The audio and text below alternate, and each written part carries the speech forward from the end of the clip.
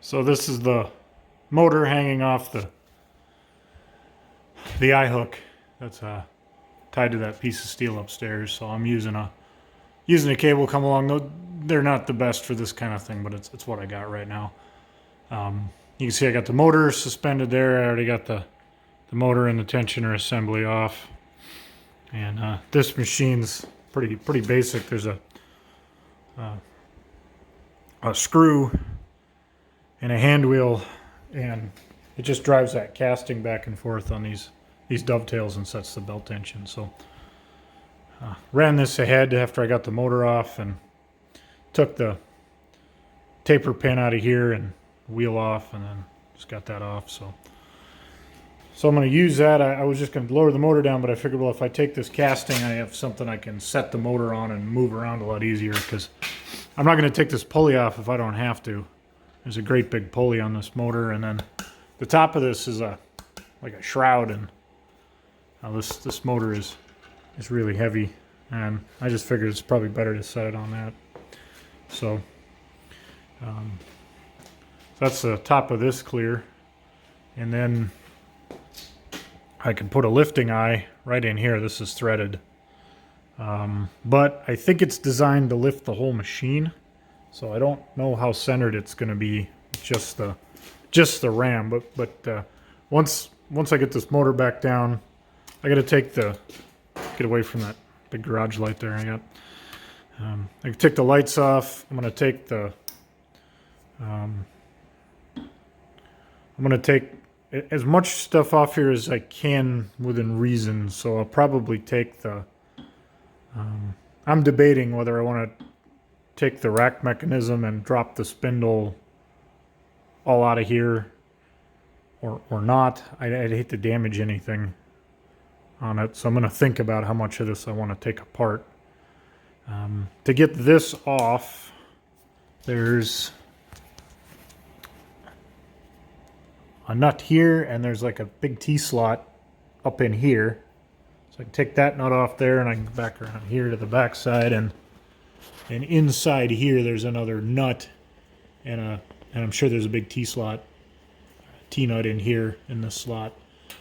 And then I'm gonna have to see how this thing comes apart. This is probably the single heaviest part I'm lifting. I'm guessing this weighs more than the knee. And it's, pretty beefy castings. I mean, cast iron was cheap back then because they used a boatload of it in this thing. So that's kind of the plan here. But there's my lifting eye. I don't know, this motor's a few hundred pounds. I wouldn't want to pick it up.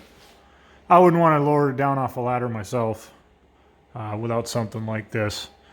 There's a kind of a neat, really neat, focus isn't so good here, but kind of a really neat double speed motor. It's double wound. It is absolutely monstrous for the 1.5 horsepower that it is.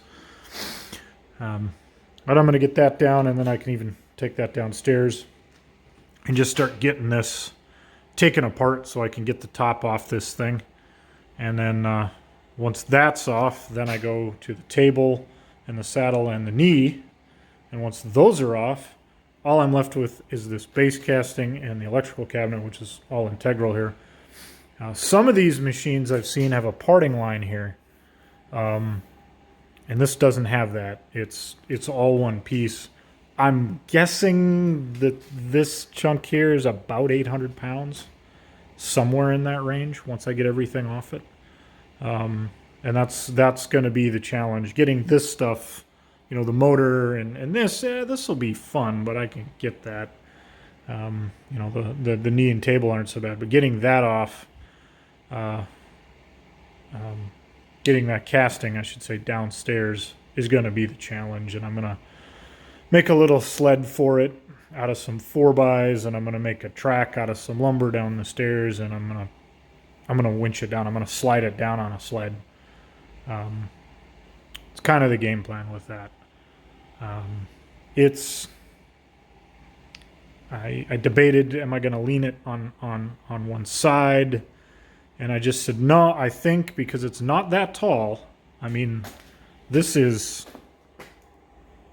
probably not not 4 feet tall to here. It's really, this is a pretty short machine. So I'm thinking I'm just going to sled it along, you know, build a sled, probably some 4x that'll come out and bolt through those holes in the foot this way. And some, probably put some more lumber across and make sure it's good and solid and bolted on there real well. I'll put some big lag bolts in. And when I have it on a sled like that, I'll make a track, and I'll probably have like some 2x6 or 2x8 up the side. So, you know, there'll be a track this width going down the stairs, and I'll have some lumber running this way that's taller. You know, so if I sister a bunch of 2x4s and lap a bunch of 2x4s, you know, here and here, then the outside board would be a 2x6 or a 2x8, something taller. So it would keep it, you know, like bumper bowling, right? It's going to keep it in that track as it goes down. So I don't have to. It's just gonna. All I have to worry about is routing a chain, cables, and you know, dealing with tension and stuff like that. But once I get it there, but I got to get it there, and it's sitting here on the floor, and over there in my messy ass entryway there are 2 steps and kind of a small entry area, and then the basement door is on the opposite side of that. So I have to get 800 pounds of cast iron up there across the finished floor, and then I have to tilt it, and then it can go down the stairs. So that's going to be the nasty part of this, I think, is getting it through that door, up off the floor here and through that door, and then on a track and ready to go down.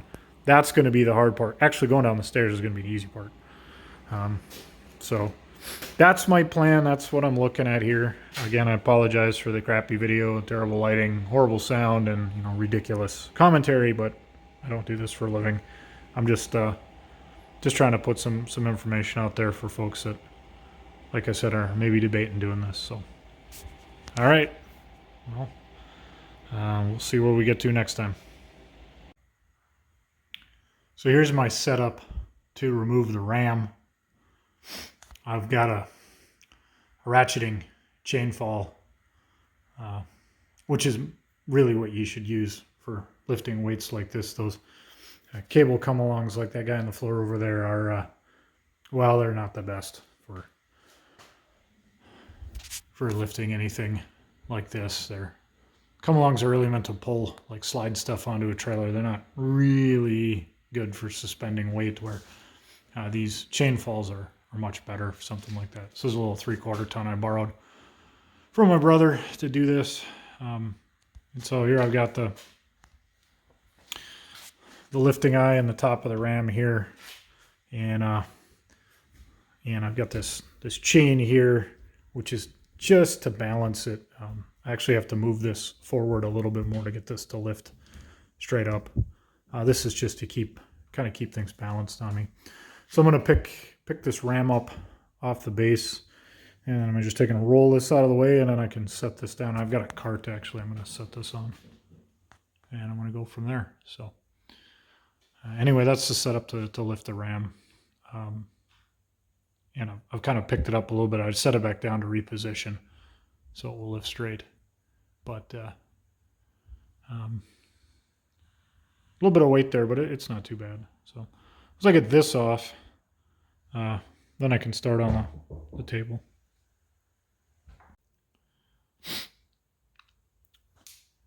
So I've got the ram lifted off the base casting of the machine, as you can see.